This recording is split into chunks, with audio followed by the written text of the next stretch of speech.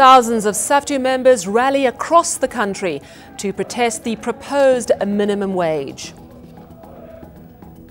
The DA's Cape Town caucus is voting tonight to decide if Mayor Patricia de Lille should go. This is eNews at 8. Good evening, I'm Sally Burdett. Thousands of workers poured into major city centres across the country today in protest over the proposed national minimum wage of 20 Rand an hour.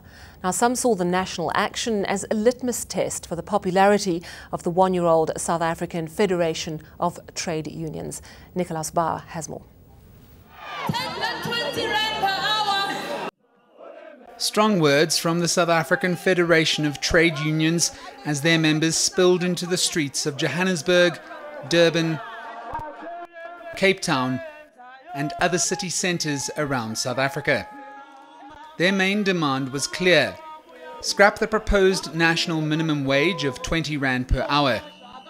They also want the introduction of a comprehensive social security system. They warned that Wednesday's protests were just the beginning. They are taking our rights radically. We're going to have to respond radically. 2 days, we will sit in Johannesburg. We will sit in Pretoria. We will sit in Durban. We will sit in Cape Town. We will sit in Port Elizabeth. Memorandums of demands were delivered to provincial governments countrywide. I would like to confirm that the memorandum of demands will be responded to as stipulated in the memorandum. But the government believes SAFTU is being disingenuous. It's really surprising when the General Secretary of SAFTU, who was the lead person while he was the General Secretary of COSATU, to say they want the national minimum wage. Will this march have any real effect? Time will tell as South Africa enters strike season, with the looming threat of a public sector strike by SAFTU's arch-rivals COSATU. A new wage deal is yet to be hammered out with unions affiliated to South Africa's largest labour federation. We have said this as COSATU before, that if there's one thing that government should not do is to make a mistake of thinking that the workers do not have an appetite and the stamina to pull off a public service strike. We are going to take to the street. We will shut down, unfortunately, we will shut down the public service. The national bus strike too has entered its second week, with no end in sight. Nicholas Bauer, Johannesburg. Well, SAFTU's Deputy General Secretary Moleko Pakedi joins me now from our Durban studio. Good evening, Mr. Pakedi. Thank you so much for joining us. What did you achieve today? Are you pleased with the turnout? Good evening to you, Sandy, and beautiful viewers of ETV. Definitely, we are quite grateful at the amount of members that came through. And these are workers across all organizations, in particular, including those that are coming from COSATU affiliated, non-members, who are quite supportive of the action that SAFTU is saying. We had peaceful, orderly marches across main cities in the Republic. All the streets were red, and members were quite militant in advocating, advancing what they believe is going to make differences to their own livelihoods.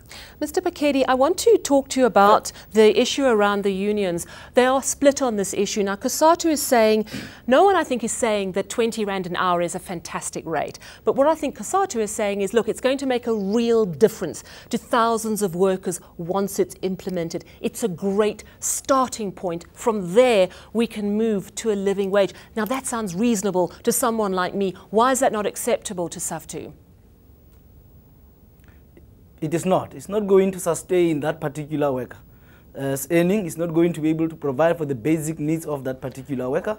It's not going to be in any way able to bring about the change in the current wage structure that we have within the Republic. It's not going to address the poverty. It's not going to address the inequality levels that we have in our country. So far as we are concerned, that level is pitched so low that it makes mockery of an introduction of a national minimum wage by any caring government. So COSATU should not, in our view, mislead workers to accept what they believe is half a bread better than nothing concept. That thing is not going to be applicable in an environment where you have CEOs who are earning 8,000 times ordinary workers. I hear that, and that's a great argument, and you're absolutely right. But for the person who might be earning 1,000 Rand a month to know that when this wage comes in, they're going to get 3,500, that is better than what they're currently earning. Surely one should say, let's take that and move forward and keep pushing. Sandy, when farm workers in Didoren demanded 150 and got 52% increase, they were told all stories. When workers in Johannesburg were demanding, particularly the community health workers, were demanding a minimum of 10,000 Rand, the same applies with university workers that were outsourced. When workers in Marikana were demanding 12,500, all of us thought that no, this is absurd, it's not possible. But the reality of the matter is that they got some meaningful increase that brought differences. It may not be what they wanted, but it brought differences. We accept that an ordinary worker who will be getting an increase of about 10 may see that as an increase, so to say. Yeah. But it's not what is intended to be. Okay. What we intend to have is to have a national minimum wage that will bring about real differences. All right. And sustainable differences. I hear what you're saying, and thank you very much. What you're saying really is short-term pain for long-term gain. And thank you so much for joining us. That was SAFTU's Deputy General Secretary Moleko Pakedi in Durban this evening. Well, to Cape Town now, and another attempt to get rid of Mayor Patricia de Lille. The DA caucus is meeting in Cape Town. We understand they are voting at this very hour. They've been given the go-ahead by the party's federal executive to invoke a recall clause, which has now been adopted, and they've started the voting process already. If the group decides to recall de Lille, she'll have to give reasons why she should be allowed to remain in her position. If the party's national leadership confirms the caucus decision, she could be out of office within 2 days. Well, the embattled mayor says she's willing to keep on fighting her battle in court if necessary. It's a first for all other public representatives in the DA. Today it's me, tomorrow it could be Premier Helen Zara. Tomorrow it could be any other mayor, Solly Masimang or Herman Mashaba. People are already started mobilizing also. So I don't mind to test this. It means going to the highest court to protect also other public representatives from being unfairly treated by this clause. To the Northwest Province now, and protests do continue in parts of the embattled province as residents call for the resignation of Premier Supra Mahumapelo. Today, residents of Jouberton took to the streets. The Premier is not their only concern. They're also demanding better service delivery, and residents say they will not back down. Well, there's some very tragic news as well. A 16-year-old was killed in Taung on Monday during Northwest protests there. Police have confirmed his death, and they say they're investigating exactly what happened. Meanwhile, several members of the ANC's National Working Committee have been meeting with Northwest branches. Samkelo Maseko reports that while shopkeepers are trying to rebuild their businesses in the area, the family of the boy who died are simply devastated. It all started last week in Mahikeng when protests erupted with residents calling for the resignation of Premier Supra Mahumapelo. It sporadically spread to other parts, particularly here in Taung, which led to one of these warehouses and workshops of the foreign nationals being looted. Almost our 5 shops is looted. It don't leave even one thing here. Unfortunately, the life of a 16-year-old has also been taken. His family is distraught as they've got no resources to lay their son to rest. We are very sad because the police he shoot the boy at the back of the head. As the ANC's National Working Committee members come down to Mahikeng to meet various regions to try and find an amicable solution, only time will tell on how these solutions and how these protests can be quelled. Samkelo Maseko, Northwest Province, Taung. And we understand that the Premier will actually be visiting that boy's family later this week. Let's move now to Cape Town once again. And in Parliament today, Deputy President David Mabuza reiterating that if there's any evidence of wrongdoing by politicians, it should be reported to the police. He was answering questions in the National Assembly this afternoon. But as Lester Kivet reports, Mabuza was also taken to task over members of the executive who skip parliamentary sittings and ignore questions. Deputy President David Mabuza participated in only his second question and answer session in the National Assembly, and he appears comfortable facing questions from MPs. Quizzed on the economy and investor confidence, Mabuza says South Africa is turning its fortunes around, also welcoming the work done by international ratings agencies, calling it constructive criticism of the economy. It's important to allow external people to criticize, and we must take these criticisms very positive and try and correct where necessary. So I can tell that our attitude towards these rating agencies will change and will understand exactly their role. So we are taking their comments very serious, but above all, they are concerned about political stability beyond the performance of our institutions. On ongoing corruption investigations, the Deputy President has assured opposition parties the Gupta brothers will not evade justice in South Africa for the alleged role in state capture. There are no people that will escape our law. They will not escape our law. We have got institutions that will pursue these individuals and will find them. With those countries, wherever they are, there should be a way of sensitizing those countries that these people have got certain things to answer in South Africa. And there must be a way of getting them back to answer. Mabuza has also assured MPs that ministers will attend to parliamentary sessions regularly and answer questions. Recently, some ministers have absconded from Parliament, leaving MPs' questions unanswered. Mabuza says it's ministers' duty to be available for questions so that Parliament can hold them to account. Lester Kivet, Cape Town. Still ahead on eNews, sock shock. A local designer is taking legal action against retail giant Zara for allegedly copying his sock designs.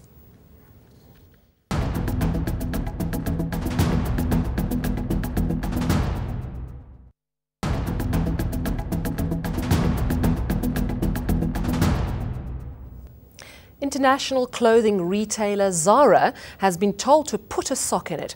The Department of Trade and Industry says Zara should share the profits it made from allegedly copying the pattern of a South African sock designer. Now, Zara has been accused of stealing South African fashion designer Laduma Nkolo's signature sock design, and the department believes Zara is infringing copyright.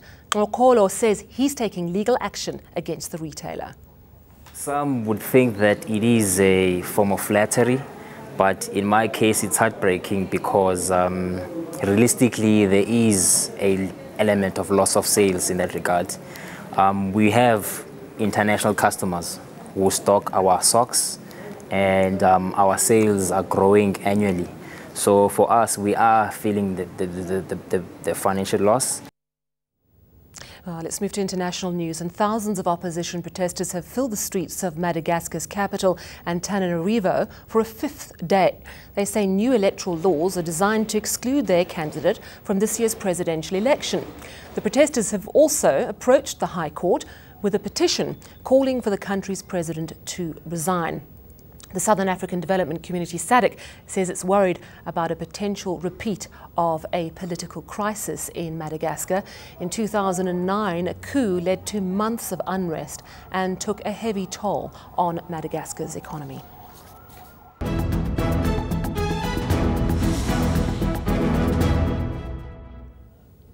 Let's recap your top stories.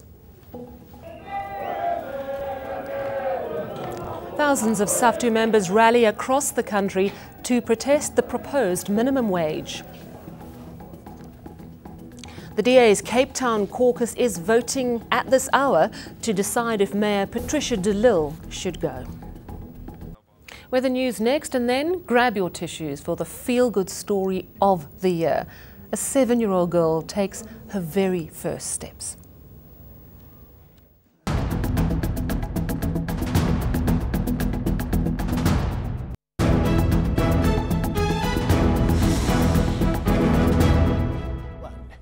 Welcome to the Weather Centre. We had cloud-free skies dominating the weather across much of South Africa throughout Wednesday, but the West Coast saw quite a lot of cloud creeping through later on in the day ahead of this cold front, together with a cut-off flow that are going to bring us isolated to scattered rain and thunder showers into the western areas of the Western Cape throughout Wednesday night and on Thursday morning. So we get into Thursday with rain and thunder showers over the western areas of the Western Cape, maybe spilling into the westernmost sections of the Northern Cape. As this cold front moves further east, things are going to dry out over the western areas and it's going to get cooler for the western sections. Mostly sunny skies will persist for central and eastern South Africa, warm over the northeast, but rather hot across much of KwaZulu-Natal. Then towards the evening, we could see a little bit of drizzle around the Cape Peninsula. Now let's take it closer to your part of South Africa. We are going to see mostly sunny skies over the eastern areas of the Northern Cape, cloud and rainy for the first part of the day in the western sections, chilly for Sutherland with a high of just 11 degrees.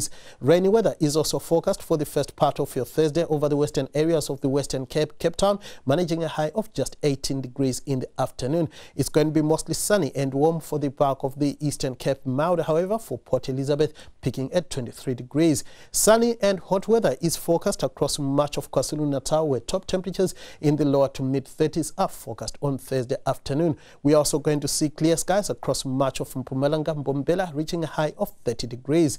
It's going to be sunny and hot in most areas across Limpopo, Polokwane, peaking at around 29 degrees. We are also going to have fine conditions across the northwest, Mahikeng, Klerksdorp and Zeerust, all peaking at around 29 degrees. The Free State will also be cloud-free in most areas, a warm 26 for the high in Bloemfontein. Gauteng is also going to have clear skies on Thursday, 27 for the high in Johannesburg. Now looking ahead to your Friday, we are going to see mostly sunny skies across much of South Africa, a little bit of rain around Durban and Pietermaritzburg. Then on Saturday, we see rainy weather returning to Cape Town and George. It's going to be dry for the rest of the country.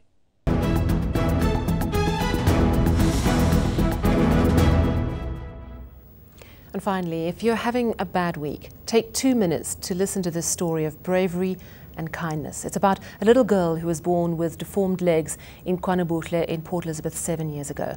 Sandy McCowan takes up the story. Born with a rare medical condition, at 2 years old, Siposetu Ngandana had her legs amputated below the knee. Now she's getting her first pair of prosthetic legs fitted. After extinguishing a fire close to the little girl's house, firemen Altan Senegal and Lungile Mni saw the little girl playing on her stumps in the street. Their determination to help her has paid off now, 2.5 years later. Just to think it's making a difference in somebody's life. So yeah, it's very rewarding. She's attending school very, very badly because of the transport. Because sometimes nobody who is available to push her with the wheelchair, so we have to stay at home now. So I'm so happy because it minimizes the cost of living now. A little scared of being up so high off the ground for the first time, the normally talkative Siposetu bravely took her first steps in stunned silence.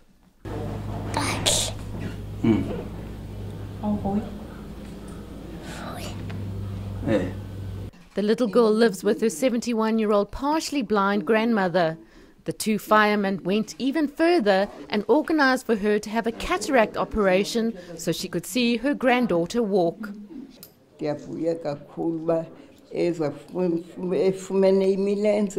Ezihambela esenza yonke into nexa yesikolweni ebedlala nabanye abantwana phesikolweni kodwa athi bathi owa ezantsi bakaloku uhamba ngamadolo kodwa ke ndiyavuya. Siposetu will now have to undergo physical therapy and it will take a while for her to learn how to walk without support. Sandy McCowan, Port Elizabeth.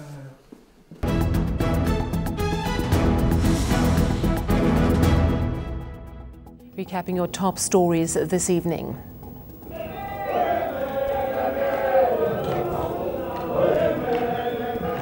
Thousands of SAFTU members rally across the country to protest the proposed minimum wage.